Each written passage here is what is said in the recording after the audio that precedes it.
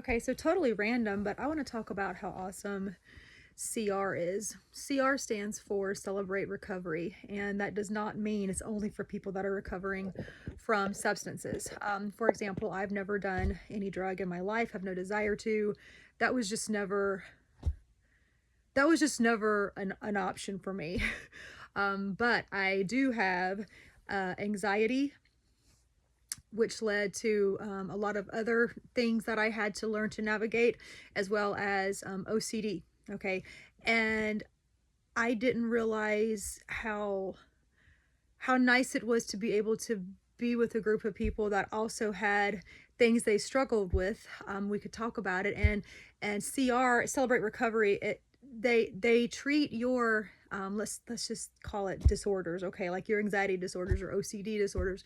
They treat your disorders with a 12-step program like you would if you had some kind of other situation going on, but it's effective for anything you're struggling with. So a little bit about OCD in my case.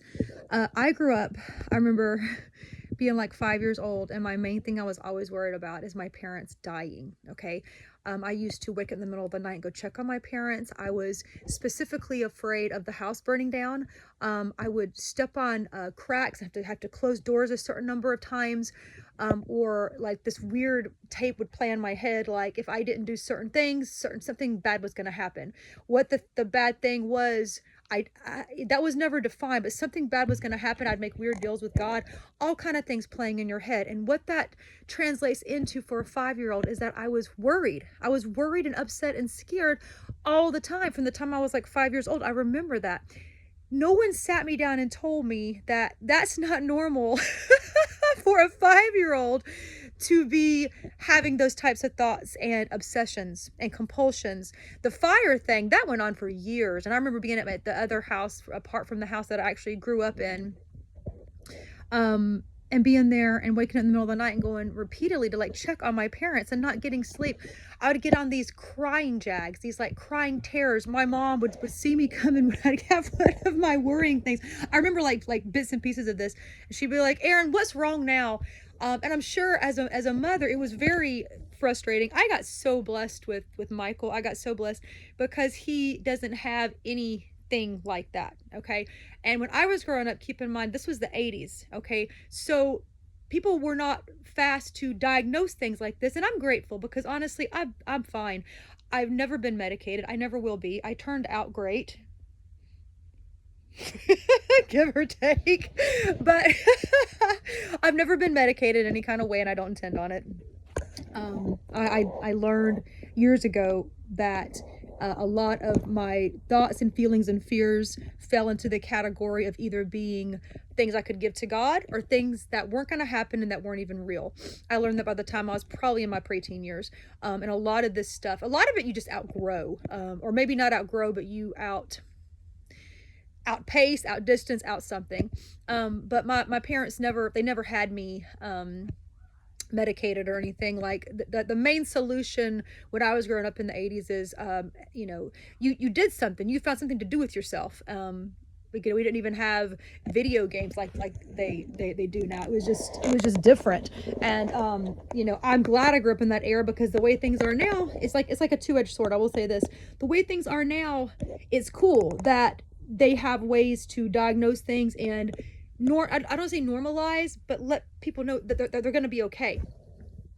For example, it would have meant a lot to me if someone had sat me down and say, listen, okay, so this is what's going on with you. This is what this is called. You're not the only person who has this problem, and you're going to be okay. And this is ways you can cope with it and deal with it.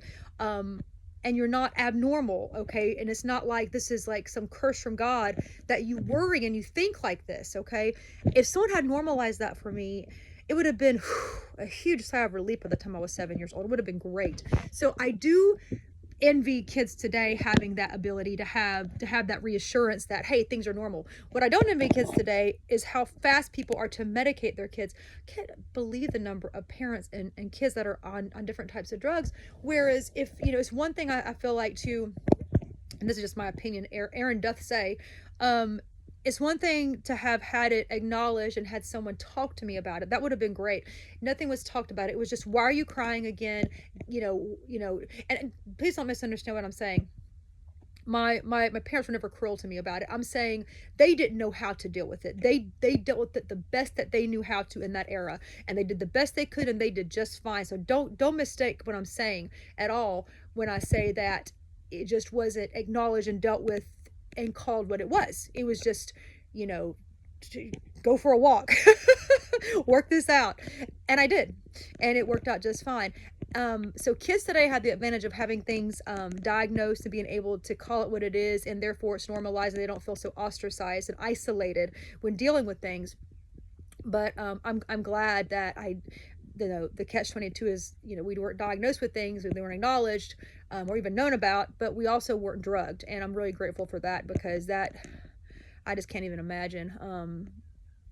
I think people need to put the brakes on a little bit with some of the diagnosis and labeling, some of the labeling with their kids, and medicating kids from an early age, because a lot of it, our brains are complicated, and a lot of things can be worked out just with exercise. Mine was okay. I've always been an active person, an active child, and a lot of and reading was one of my saving graces too. You can open up that book, what do they say in Reading Rainbow? You can go anywhere. That is so true. That was one of my saving graces. That was my escape, was like reading, escape from my own mind in some ways.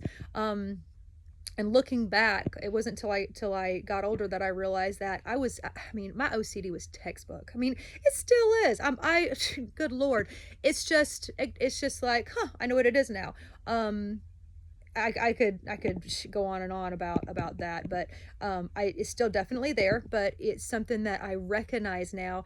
And I don't get so bent out of shape. Well, no, I try not to get so bent out of shape when I'm taken from my routine, or what's going on, or my list. I'm real big into lists, and I'll tell you something from an OCD point of view too that I loved about, well, that would just take too long to get into. Anyway, having OCD, it's manageable as an adult, totally, without having to take anything.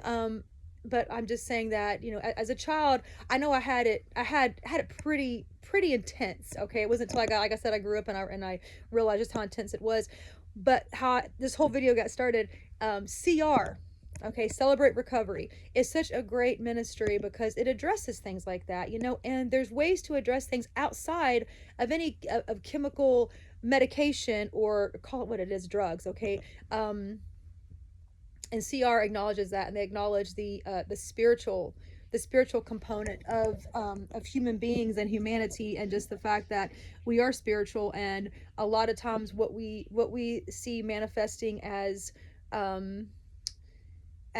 problems, addictions, or weird behaviors and things, it can be just a void that we need Jesus. Okay, we need that spiritual aspect of it. And CR is really great for that, and the whole what's the word I'm looking for, the format they follow, the program, the formula, okay, is modeled after AA, in the sense of, like, there's 12 steps you follow, and there's you go to meetings, and people share, and it's confidential and things like that. And so it's really cool, and that's where I get my closing phrase from, that I've always said, is, thank you for letting me share. People have asked me before, like, what are you a member of? And it's like, well, CR, Celebrate Recovery. And my celebration of recovery is not, by the grace of God, is not drugs and alcohol. It's up here. It's my anxiety. It's my OCD. It's my Final Destination stuff going on in the head. Like, I've been writing Final Destination movies in my head from the time I was about 5 years old. Okay, like, the stuff I came up with would blow your mind. And like I said, I just had to learn to. It's like a person, a person who hears voices. Okay, so I've never done that, thank you, Jesus. But it's like a person who hears voices, they just learn to ignore them. Okay, so when you have these types of thoughts playing in your head, you just learn to ignore them and keep going. And I will tell you this, though, about having OCD and some of the things that I grew up being concerned about. When you are constantly expecting, like, the worst or whatever, you are prepared for some any and all situations. And I feel like in some ways my OCD may have been like an inoculation. against things that really could have been harmful to me. Um, because of that OCD, one of the byproducts is worry and fear. Okay. And so there's just some things I never did, and I did not do them because I was trying during some stages of my life. Okay. Now I do what I do because I do want a relationship with Jesus Christ, my Father and Savior. I do want, I don't want what's good for my life. I want what's best for my life now. Okay. That's where I'm at now. But I wasn't always in that place. Okay. So when I was younger and let's just say, more naive or stupid, or, just not in the right headspace of good priorities. What kept me straight was not morality or Jesus or anything. It was fear. Okay. I've never had a one night stand. That wasn't because I was a good girl. It's because I was scared of AIDS. I was literally and specifically afraid of AIDS. Okay. I never did drugs because I was totally convinced that the first time I ever did any kind of drug, it was probably gonna have a heart attack, or even worse than a heart attack, be like have some sort of brain aneurysm, or like, I mean, I thought this through. It was all around me. Okay. And I thought it through, not in the sense of I wanted to participate, but I played the tape and I saw what was going to happen. I was never a drinker. Now I went through an era of my life where I did enjoy red wine, probably drank more than I should have, especially during COVID, but it never grabbed me. It was never an addiction. And one of the reasons, well, let me backtrack. I never drank when I was younger. In my 20s, I was always a designated driver, driving all the stupid people around.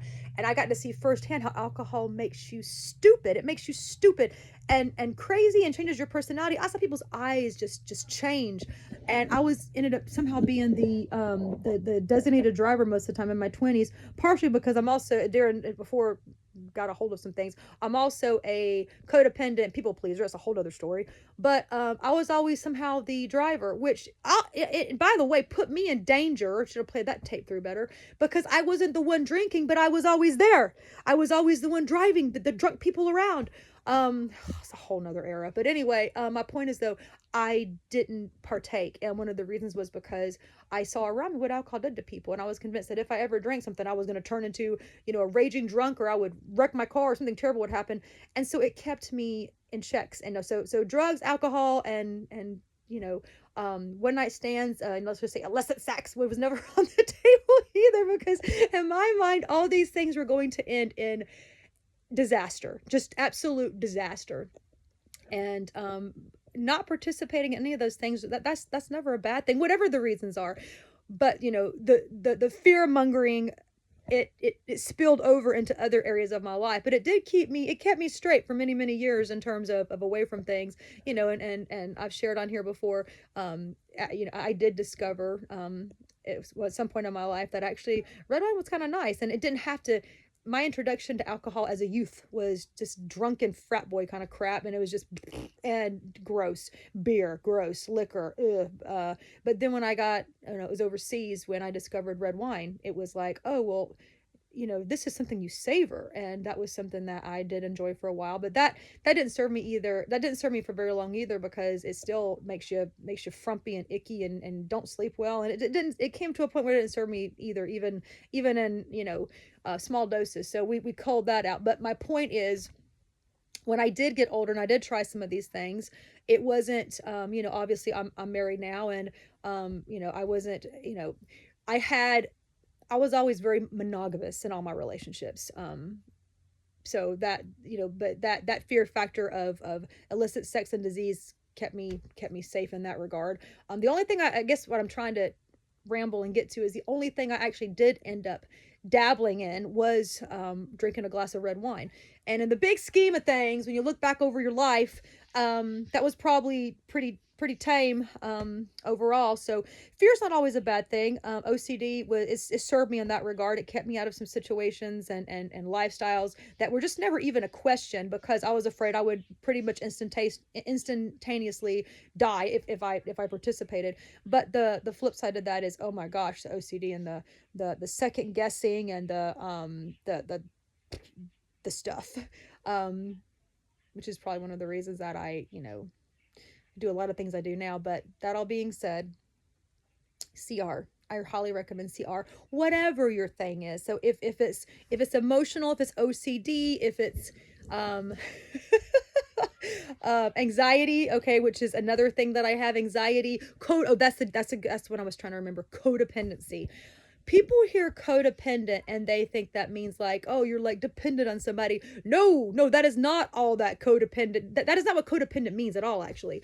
Codependent does not mean dependent. Codependent means I wake up in the morning and my I can wake up happy, but if my partner or child or whoever the case, whoever I'm codependent with, okay, if they wake up in a bad mood, I'm going to be in a bad mood, or I may even wake up and wait to see what kind of mood they're in so I know how my day is going to go. So in other words, you're dependent on someone else for yourself, okay? Also, codependent people don't think that means that they're I'm dependent. No, codependent people are the most controlling mofos you'll ever meet in your entire life. They want to control everything.